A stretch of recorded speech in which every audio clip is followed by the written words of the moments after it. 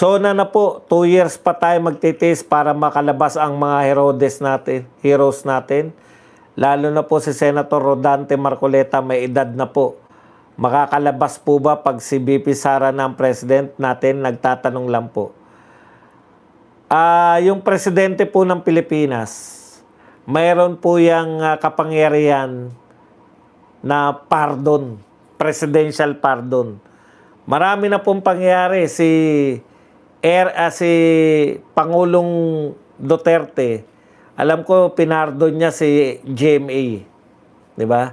So meron pong kapangyarihan sila na magbigay po ng kapatawaran. Kaya po si Senator Marcoleta at iba pang mga prisoner, tinatawag natin political prisoners ngayon, posible po talaga silang makalaya pag nagpalit na ng administrasyon. O kaya, yung korte, before, di ba? Siyempre, yung mga korte, teka muna, mukhang mananalo na si VP Sara. Lagyan na natin, paboran na natin to. Hindi, hinala ko lang po. Sana merong maliit na grupo na magbitbit ng banner sa harap ng US Embassy. We love ICC. What can you do, Uncle Sam? Di naman po sila umaamin. Di nga sila umaamin na nakikipagtulungan sa ICC. Okay, buds. Boss, madadamay din si Vince Dizon kapag inimbestigahan ang SEA Games 2019. Kaya nga galit si Dizon, bakit binubuksan pa? Kasi siya po na mahala doon ang infrastructure sa kanya. Si BP, 88 million na net worth after 18 years. Si Lacson from 60 million to 244 million ang net worth after 2 years. Tapos si BP daw ang may ill-gotten wealth. Di ba? Antindi. Wala ngang bintang eh. Yan po. Dapat pagbintangan nyo. Ulitin ko na naman ha. Kay Era po may binintang. Kaya po siya may ill-gotten wealth kasi ang bintang po kay Erap noon sa impeachment, nagtago siya ng yaman eh. Meron siyang Jose Velarde account. Meron pa siyang Boracay Mansion. Ganun pa lang po noon eh. Ngayon po, ang mga magnanakaw ngayon, grabe. Kaya ang laki ng diferensya. Wala nga kayong sinasabing may mansion ba si VP Sara?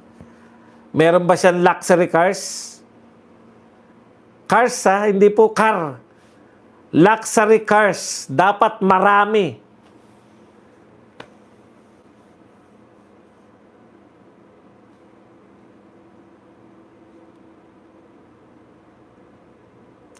Yung Kuratong Baleling ba na-resolve na? Alam ko po na pawalan sala na sila doon. Pinky, ampunahin mo yung mga kasama mo at ikaw nasangkot sa maleta, kaya pala majority tawag sa inyo. Majority sangkot sa maleta. Hindi po siya tinuturo na may maleta. Si Tito Soto po ang tinuturo na may maleta. Lahat naman nangyayari, boss, bad, isisilat sa mga Duterte. Correct. Alam nyo, di ba? Yun nga po yung patunay. Biruin nyo, BBM vlogger na. Nabaril pa. Ibig sabihin talagang yung sinasabi ng PNP, hindi po maramdaman. Maaring sa papel. Iba po kasi yung papel at ano. Kay Tatay Digong po, putya masamang tao si Digong sa media eh. Kalaban niya media nun eh. Pinipresent ng media na kala mo may baril, kala mo may gera eh. Di ba? Yung taga BBC nga, binanatan niya yan eh. Pinipresent sa atin na ang Pilipinas sa panahon ni Digong ay kala mo anong tawag doon ni si Maria Ressa nagpapakalat niya na war zone, parang war zone ng Pilipinas eh. Pero nung nagpunta rito yung BBC reporter, putya nakita niya maganda epekto ng war on drugs eh. Oh. Sa media, sa press, nung panahon ni Tatay Digong, kala mo ang gulo-gulo ng Pilipinas. Yan yung pinipick up ng international media. Pero sa totoo, ramdam ng tao yung kapayapaan. Ngayon, baliktad. Pinepresent nila na maganda yung sana yung mga media na nagsasabi na sumasang-ayon na mapayapa ang Pilipinas ngayon kaysa panahon ni Duterte. Sana kayo naman yung, hindi ko po pinapanalangin na mangyari sa inyo. Pero kahit sa kamag-anak nyo na lang. Yung dinanas ng mga sa Tacloban shooting. O, kumusta na po? Senado. Risa Ontiveros, di ba nagpa-imbestiga ka dyan sa Tacloban? Ano na solusyon? Dito kasi baliktad sa atin eh. Yung mga hindi dapat mag-imbestiga, imbestiga ng imbestiga. Wala namang katuturan. Ang investigasyon po sa Senado at sa Kongreso, may katuturan po yan pag mayroon pong kinalabasan. Pwede pa ba mabago ang deklarasyon ni Chis na 16 ang 2/3? Hindi po natin alam kung mababago ba yung deklarasyon ni Chis, pero po ang deklarasyon po sa saligang batas, hindi po mababago yan. Nakadeclare po yan, 2/3 ng lahat ng senador. Hindi po sinabing 2/3 na nasa layang senador. Hindi po. Nakakulong sila, tanggal na ba sila pagiging senador? Hindi po. So included sila, 24 pa rin po ang senador. So 2/3 po ng senador,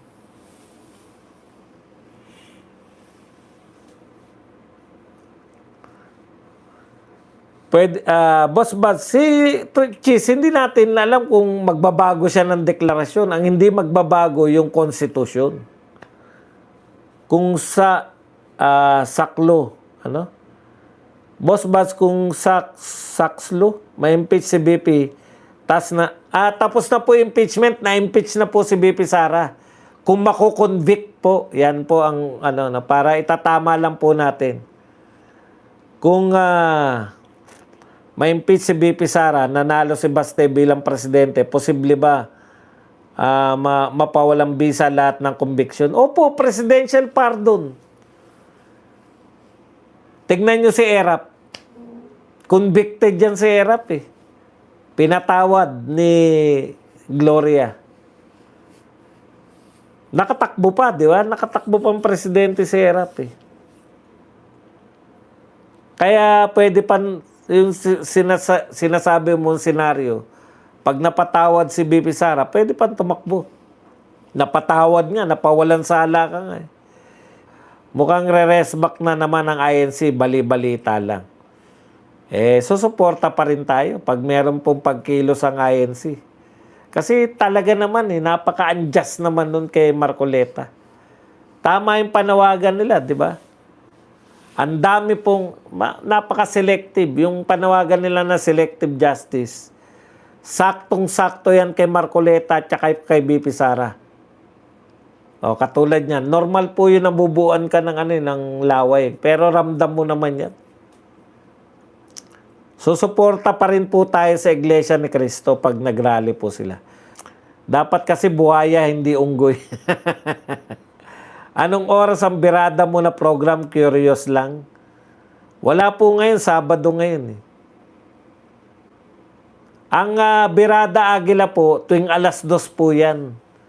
Pero dahil may impeachment po, wala po kami sa impeachment. Huwebes at Biyernes lang po ang Birada Agila. Boss, pangit ng logic ni Win na masipag daw siya magtrabaho kaya deserve niya SP. Hindi porket masipag ka, deserve mo na lahat ng gusto mo. Masipag ka mang gumawa ng batas, hindi ka naman marunong sa court hearing. Correct. At alam po yan ng lahat ng senador na isa yan sa trabaho ng Senate President. Kaya lang masyadong apektado si Gatchalian kasi wala ka talagang kakayahan eh. Kaya apektado ka sa mga memes. Bakit si Nene Pimentel, masasaktan ba yan na ang presiding officer yung Supreme Court Chief Justice, hindi siya masasaktan kasi kaya niya namang maging presiding officer. Kaya lang, nakalagay sa saligang batas, pag presidente ang nakasalang sa impeachment court, Supreme Court Chief Justice ang presiding officer. Kaya mali si Sandra Aguinaldo. Kung sa tamang batas, 2/3, pero masusunod ngayon, bendalo. Hindi po pwede yun. Hindi po sila pwedeng masunod. Hindi nga sila nasunod sa patunay po. Nung 13 lang sila, tsaka nila inelect si Win Gatchalian. Ibig sabihin, hindi lang nila pinaporma si Senate President Alan Peter Cayetano. Pero alam nila na hindi pwedeng maging Senate President si Win Gatchalian, ng 12 lang sila. Kaya nung 13 lang sila, tsaka lang naging legal lang lahat sa kanila.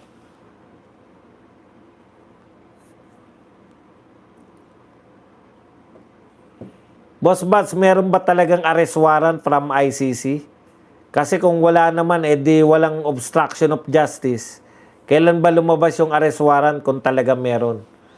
Alam mo, Noel season, kahit po may warrant of arrest o wala, bago datin tuloy, 1-4 po tayo, 600 lang po nagla-likes, mag-likes lang po tayo. Kahit po may warrant of arrest pa yan ICC, bakit naman natin kikilalanin? Di naman tayo member ng ICC.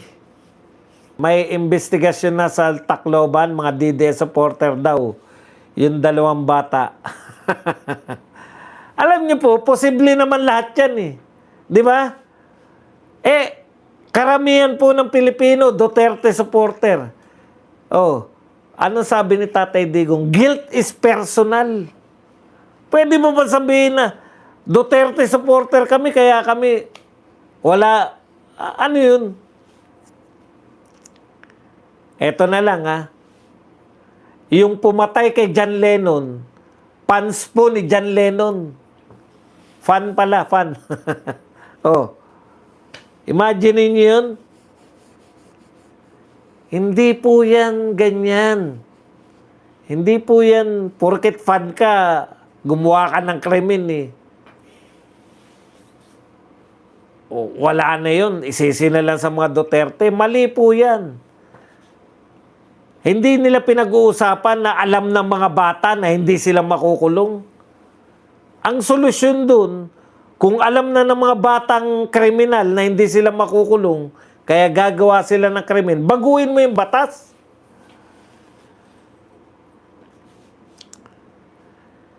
Linggo ngayon, waiting ako, Boss Badong, para sa plano ng INC, kailangan pawalan si Senator Marcoleta. Ako naman po, naniniwala naman po ako na pag lumarga na po yan sa korte, mapapawalan sala din yan. Boss Bas, nakatakbo. Si Erap, dahil hindi siya na-convict, dahil nag-resign siya, kaya walang conviction. Hindi po siya na-convict sa... Ito po para malinaw Hindi po na-convict si Erap sa impeachment. Na-convict po siya sa korte, sa Sandigan Bayan. Pero para sigurado lang tayo.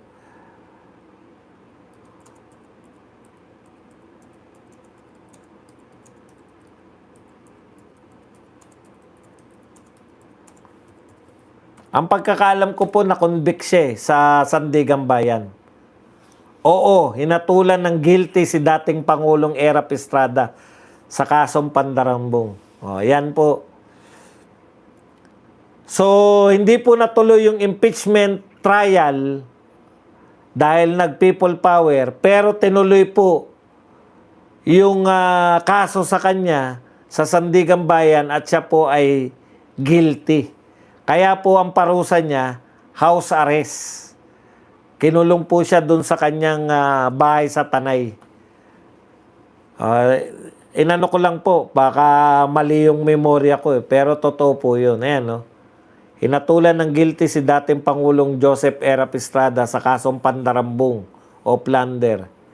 September 12, 2007, siya ay sinintensya ng reclusion perpetua habang buhay na pagkabilanggo. Ngunit kalaunan na ginawa rin siya na absolute pardon ni dating Pangulong Gloria Macapagal Arroyo. Okay na po, malinaw ha.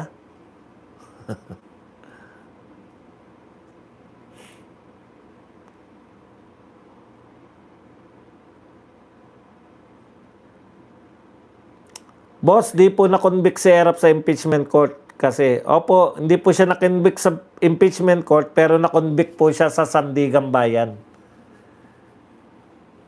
Sir, bad sabi ni Boying, kasi bawal nyo pong kasuhan. Ito nga po yung problema no? Presidente lang po yung bawal kasuhan.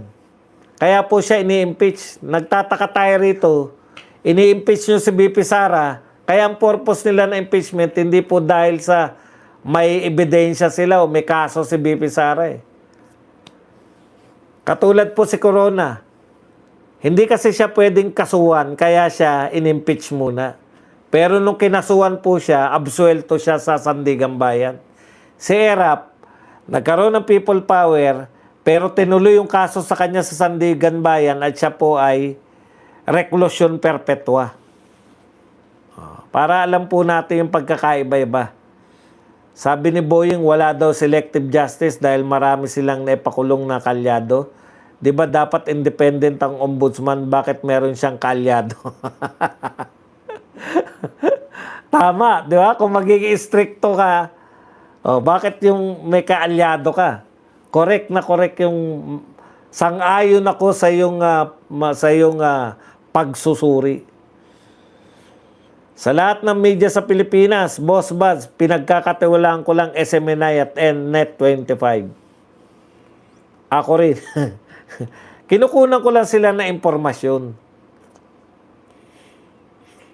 Ako lang ba naiinis pag nagtatanong si Villanueva?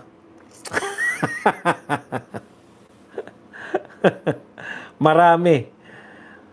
Kuya Badong, wala pong pakialam ang taong bayan na apektado si Win sa meme dahil ginusto niya yan. Deserved. Correct. Yung pagkapahiya mo, ikaw ang may kagagawan. Suportahan natin si Senator Alan sa mademonyong balak ni Matibag. Iba pa yung kay Matibag, iba pa yung kay Lacson ha. Kasi sabi ni Lacson, ghost daw eh. Ano bang salitang ghost? Ghost project, di ba? Tapos na boss ang impeachment. Wala pa po tayo sa kalingkingan. Ako rin SMNI Net25. Boss Badong, meron na naman na dagdag na Badong Santa. Meron lang nang kasama si Saint Kian. Totoo ba yun? Hindi ko pa na ano eh. Totoo ba yun yung nangyari dun sa nanaksak? Joel Villanueva, pag namatayan, sigurado, sunog ang kaluluwa mo sa impyerno. Hudas ka kasi pati si Escutero, ganun pa rin. Ibig sabihin, mga kapatid, no, talagang mas mahirap yung tumakas nga sila, pero ano tingin sa kanila ng mga tao? Nakalaya nga sila, lalo na si Villanueva.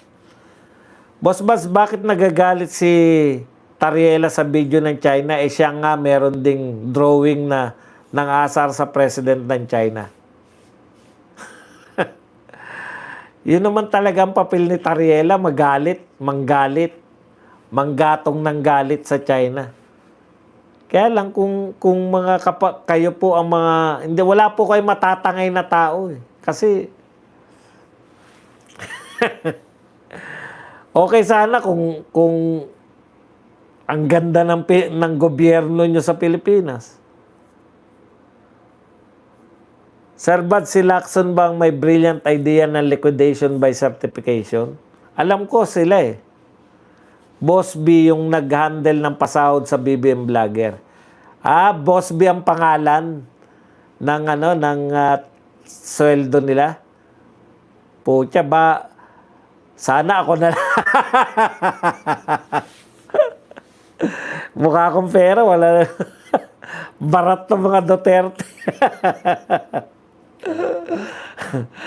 Pero maraming nga nagpapanukalan. Boss Baz, kung tinuloy-tuloy mo yung pagsuporta kay BBM, baka mayaman ka na.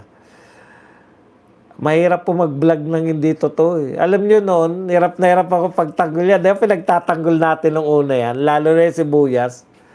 Puta, di ba binabanatan pa yan ni Kiko? Ang mura lang ng sibuyas dito sa Thailand. Ang hirap po ipagtanggol no. Mamimiloso po ka lang, pero hindi mo talaga siya kayang ipagtanggol. Sa sibuyas pa lang, puta, hirap na ipagtanggol eh. Eh di lalo na yung mga flood control na yan. Kaya mas masarap pa rin po na ikaw nagbablog ka. Yung gusto mong vlog, yun yung ginagawa mo. Di ba? Wala po yan.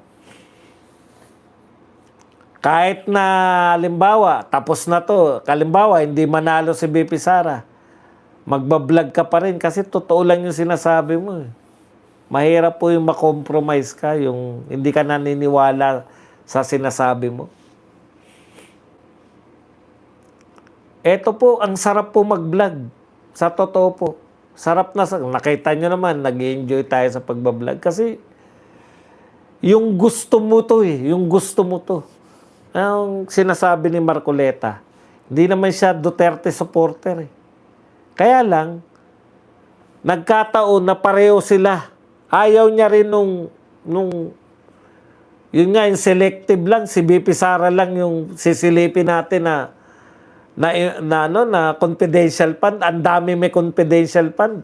Si BP Sara lang yung tanging sisilipin. Kumbaga, yung mga paniniwala mo, naniwala ka sa Duterte hindi dahil sa binabayaran ka. Naniniwala ka sa Duterte dahil tama naman yung ginawa ni Tatay Digong. Wala pong perpekto. Di ba? Wala pong perpektong pamahalaan, pero almost perfect meron. Masarap yung may pinaglalaban ka eh. Kung di guilty yung dalawang Jude, sana tumulak na lang kay Marcoleta. Tumulad na lang kay Marcoleta. Kasi biruin nyo po, makukulong ka 2 taon. Lalaya at lalaya si Marcoleta eh. Is either through sa korte kasi wala siyang kasalanan or pag nagbago na yung presidente.